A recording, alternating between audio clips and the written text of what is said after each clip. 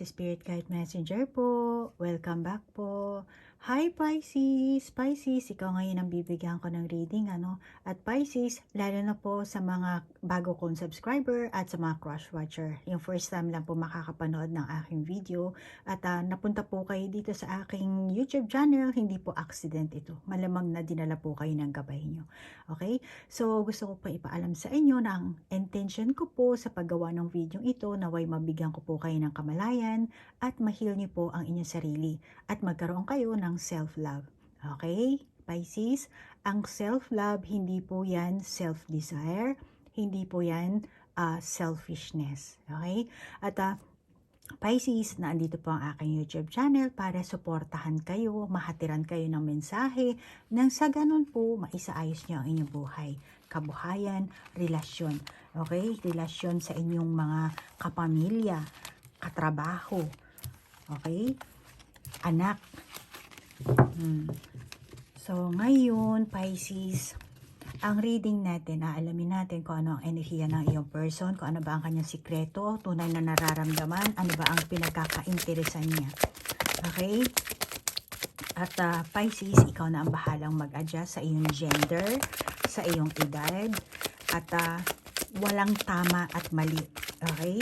Kasi hindi ito reading para sa isang Pisces. Ngayon, kung sa tingin mong mali, mag-request ka ng personal reading para mag-focus lang ako sa iyong sariling enerhiya. Okay? At kung sa tingin mong baliktad, ikaw na ang mag-validate ng mga baraha. Ikaw lang ang nakakaalam kung anong klaseng sitwasyon ang meron ka. Kaya, be mindful. Okay, Pisces? At alam ko naman ikaw ang Pisces na matalino. At Pisces, maraming salamat nga pala sa mga nag-request ng past life reading. Knowing your, Akashic record reading, knowing your past life. I'm sorry. Tama. Okay, Pisces. Ano ang energy ng iyong person? Energy ng person ng Pisces.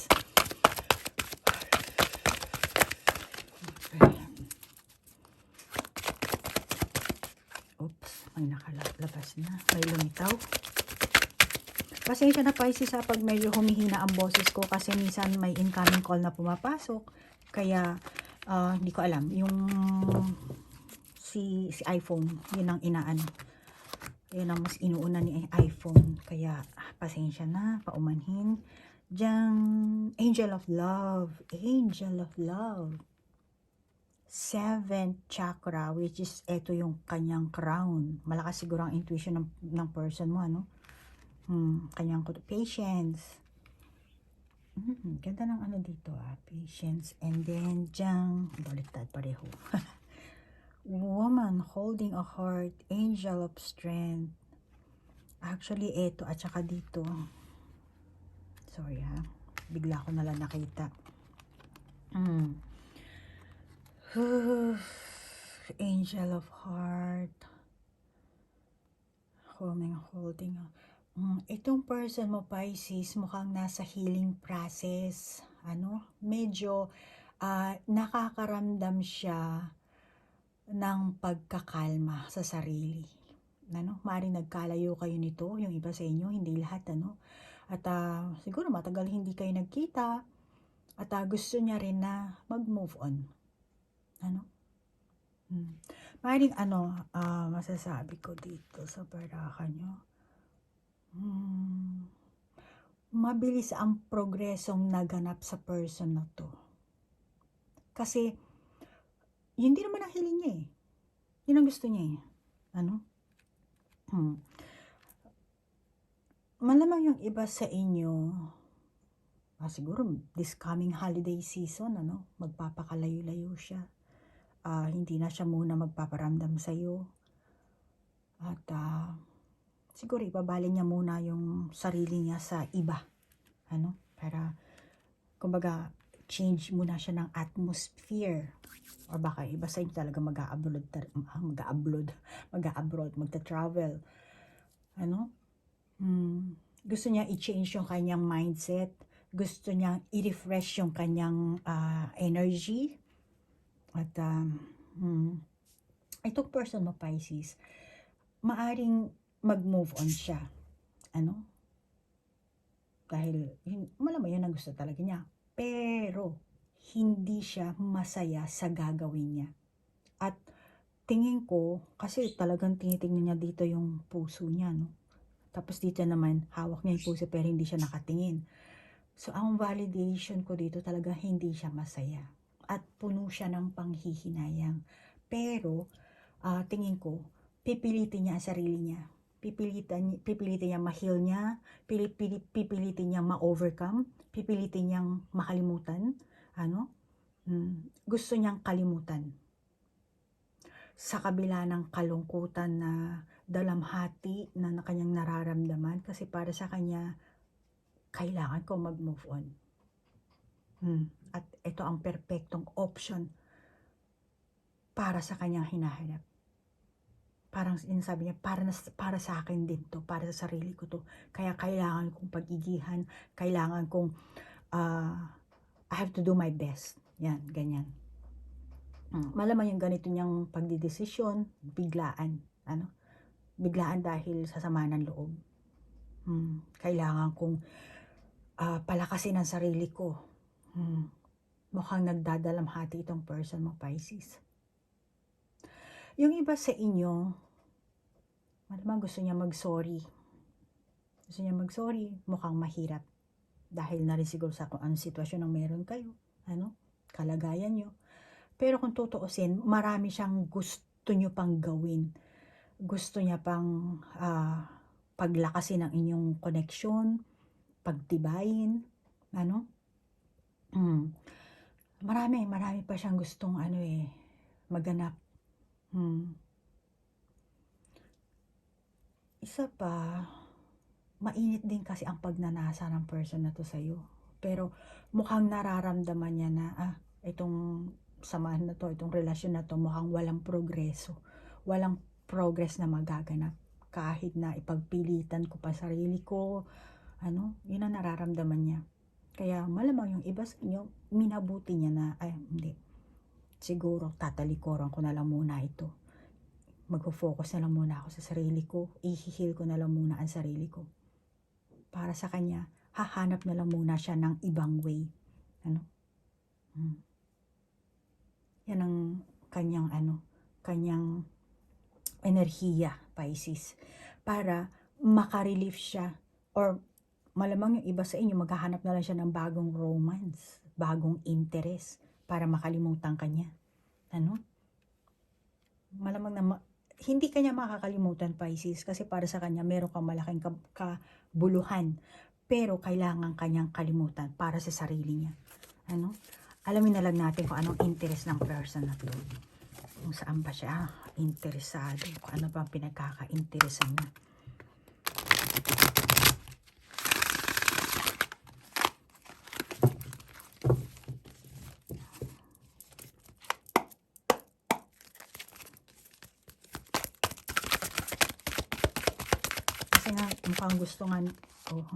Mukhang gusto nga nito bagong interest, bagong romance. So, ayan na, Pisces, ang dami na nag-anuhan.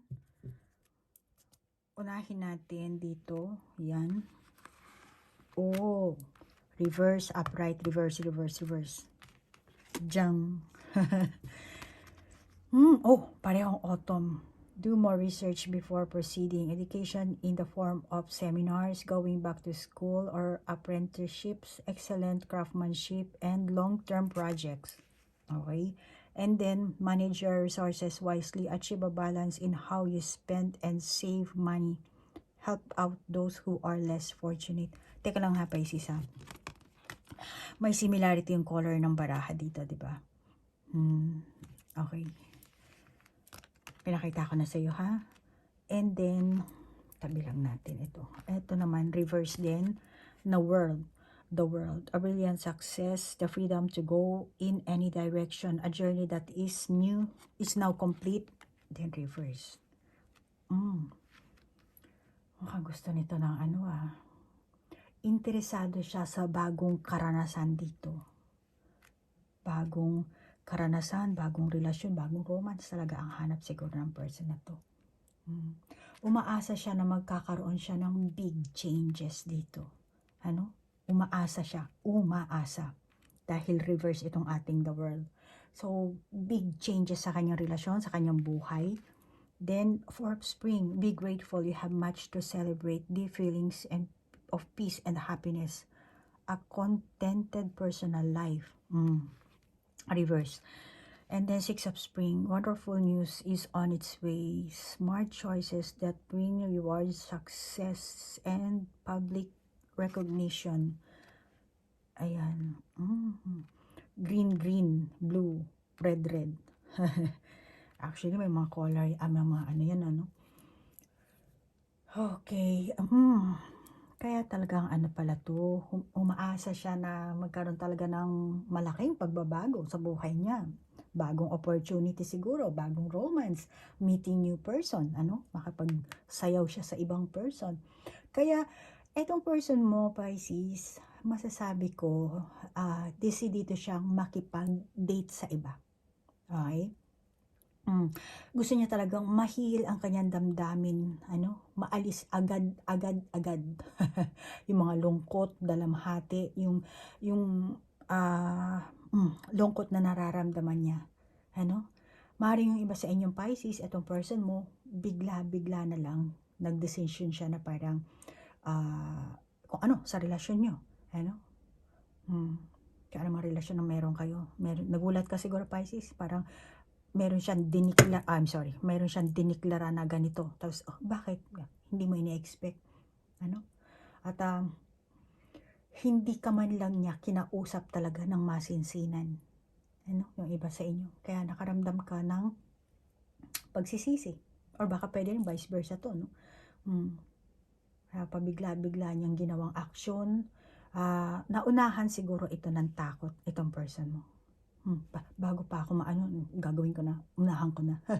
May ganun siguro siyang mindset. Takot na malaman ang katotohanan or sabihin ang katotohanan. Maaaring iba sa inyo, no, hindi siya masaya sa inyong samahan. Ano? Nakaramdam siya ng boring. Ano? Hindi lahat, pero yung iba. O kaya naman Pisces, itong person mo, meron siyang gustong ipagtapat sa'yo. Kaya lang, ayaw kanyang masaktan. Ano? Kaya nauna na yung sarili niyang emosyon. Ano? Kaya mas gugustuhin niya lang na, maigi na siguro, wala kang alam, walang alam si Pisces. Ano, kulang kasi siya sa tapang.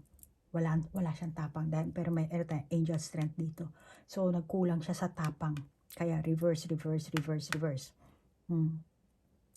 Yun ang naramdaman ng person mo dito, Pisces, ano?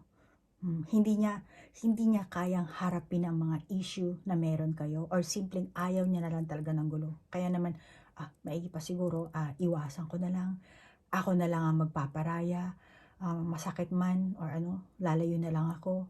Kasi ayaw niya na sayangin ang energy niya, energy mo sa pagtatalo, sa walang kabuluhang bagay, or malamang yung iba ma-pride din dito, no, yung person mo. Kaya ayaw niya naman, kaya pala ito reverse ng ano. Hindi na siya makikipag-away, hindi na siya makikipagtalo. O hindi, kung meron man siyang nalaman na sekreto mo, hindi na rin siya hindi niya na aalamin, hindi niya na hahalughugin pa. Ano? Basta hindi na siya gagawa ng kung ano pa. So Pisces, alamin natin ang magiging tunay sekreto siguro. Naraglag. Tunay na sekreto ng person. Paisa-isa naglag ba? Ay, nako. Dito siya ha. 1, tapos 2. Sino na una? Ito, nasa ilalim. Ayan siya. Okay, Pisces. Then, meron tayong love. Tapos, justice. Justice pala. Closure. Freedom, new beginnings. Umaasa talaga siya ng ng bagong, or umaasa or gusto niya naghahangad siya. Ngayon, ito ang nararamdaman niya na parang, Pisces, tapusin na lang natin ang mga pagtatalo natin, tapusin na lang natin ang ating sitwasyon, tapusin na natin ang ating samahan. At tanggap niya sa sarili niya na meron siya pagkakamali or naghahanap talaga siya ng justice, may dalawang timbangan, ano. Then kung hindi rin lang, kasi gusto niya ng closure, ano, maaaring ikaw Pisces or siya, ano, ikaw na bahala mag-adjust dyan. Pero itong person mo, ayaw niya na ng pagtatalo. Kaya, kumbaga, tatanggapin ko ng pagkakamali ko, kung may pagkakamali ka, di aminin mo, ano, and then, para walang gulo. Then, para, ayun, no, closure. Huwag ka nang magkunwari pa. Ayaw niya rin magkunwari kasi, ano, ilalabas at ilalabas niya.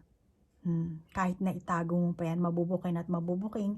Kaya, ang gusto niya talaga nito, hustisya. Kung meron siyang pagkakamali, sasabihin niya sa'yo. Kung ikaw naman Pisces, meron kang nararamdaman sa kanya, tinatago sa kanya sikreto. Gusto niya kasi maglabasan kayo eh. Ano?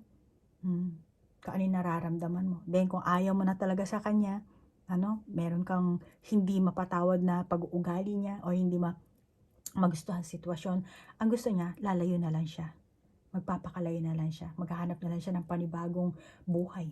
Yun ang nararamdaman niya. At isa pa, kung sa tingin mo Pisces, ano, na may hinanakit siya sa'yo, sinasabi niya, wala siyang hinanakit. Inalis niya na yun. Handa naman siyang patawarin ka at ang sarili niya. Ano? Kung sa tingin mo ikaw ang may kasalanan, at gusto mong humingi ng tawad sa kanya tapos hindi mo naman masabi-sabi, okay lang sa kanya yun. Kasi kahit hindi ka humingi ng tawad, kahit ano man, papatawarin ka niya. Maring wala kayong yung verbal na talagang closure, pero automatically sa person na to, pinatawad ka na niya.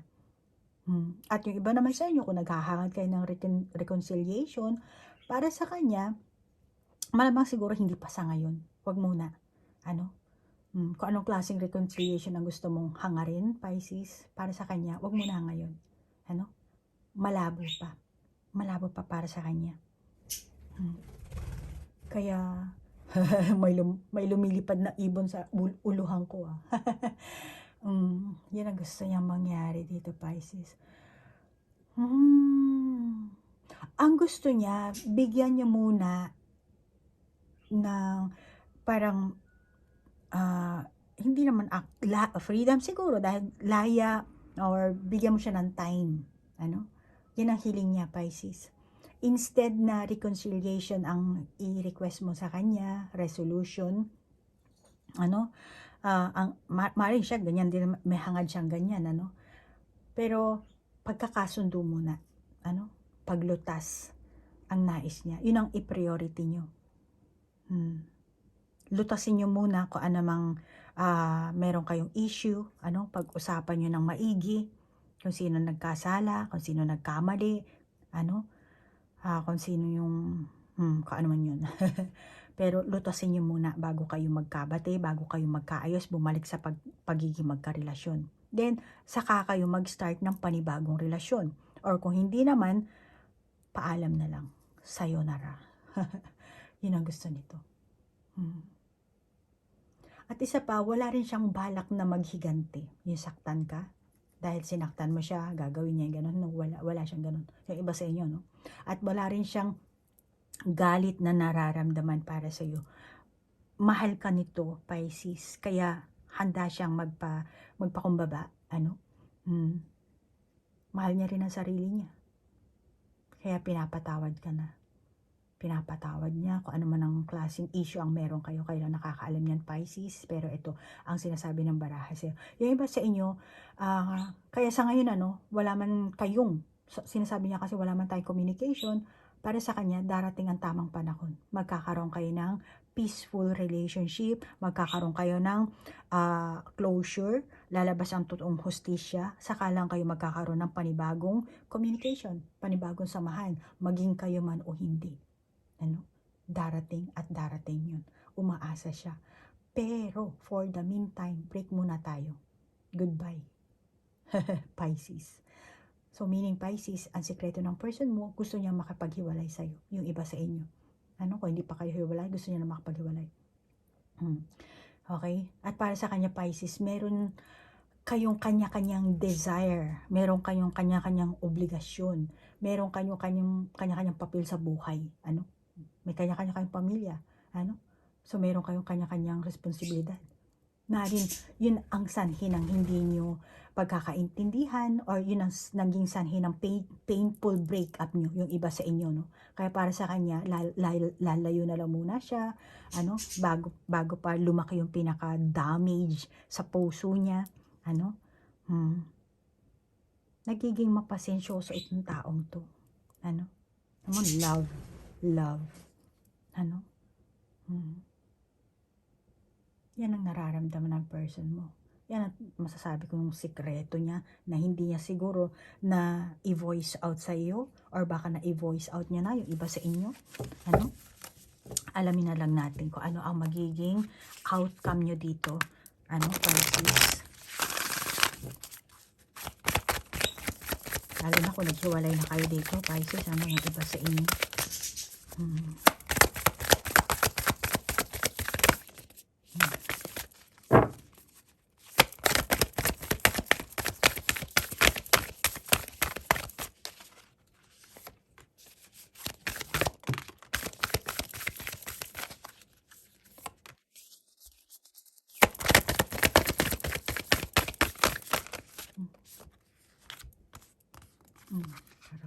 Okay.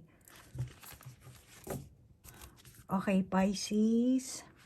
1. Breaking trail. A breakthrough is at hand.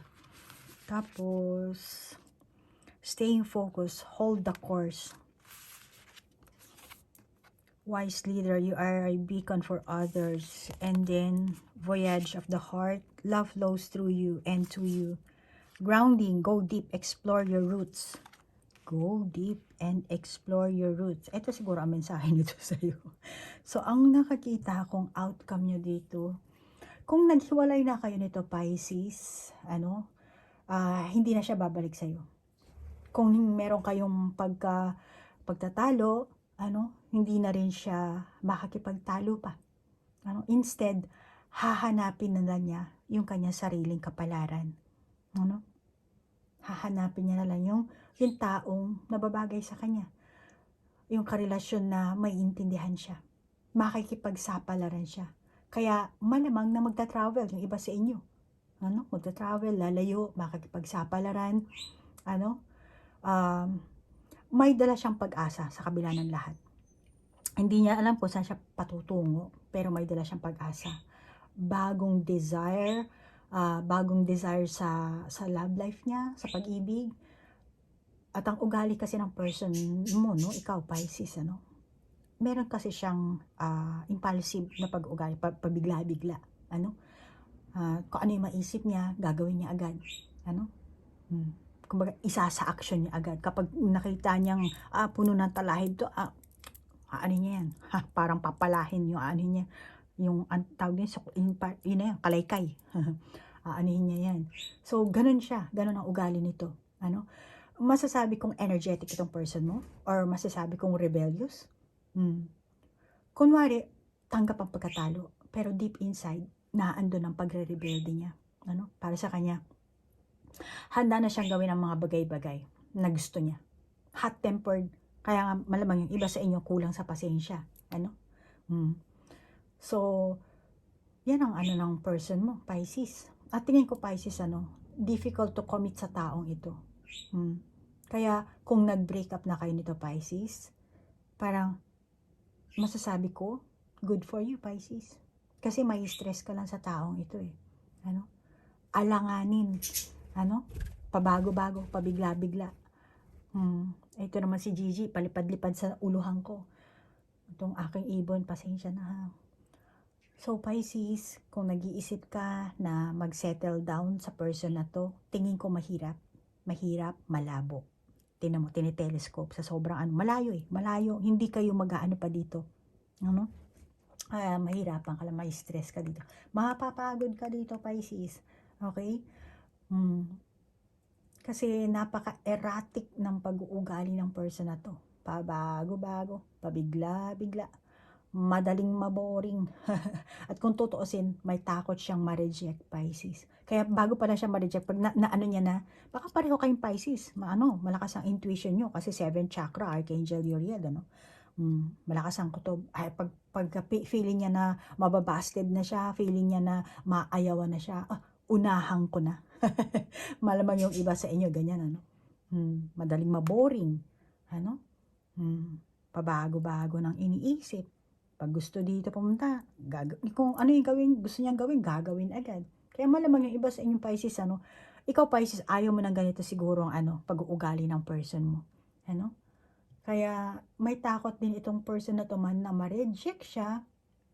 Kaya ganun ang kinkilos niya, Pisces. Uunahan na kita bago mo pa ako basterin, bago mo pa ako hiwalayan, bago mo pa ako i-break up, bago mo pa ako iwanan.